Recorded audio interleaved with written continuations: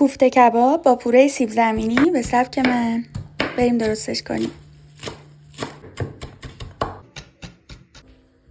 سیب زمینی ها رو با یک کمی شیر و آب و نمک بذار که کامل بپزه. گوشت چرخ کرده، پیاز، کیشنیز، فلفل، پاپریکا، پودر سیر، پول بیبر، نمک، یک کمی آب سرد. گوشت زیاد ورز نده تا موقع پخت جمع نشه. نیم ساعت بذار یخچال، بعد سرخش کن. یکم کره بریز تو سیب زمینی، با هر وسیله که داری لهش کن. سیب زمینی تو بذار کامل خنک شه، بعد خامه رو اضافه کن. اونجوری پورت کاملا رستورانی و لطیف میشه. یه دونه عصاره گوشت اضافه کردم به رب. یکم که غلیظ شد سسش آماده است.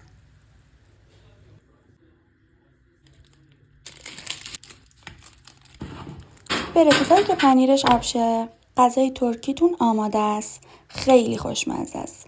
لایک و سابسکرایب یادت نره. نوش جونتون.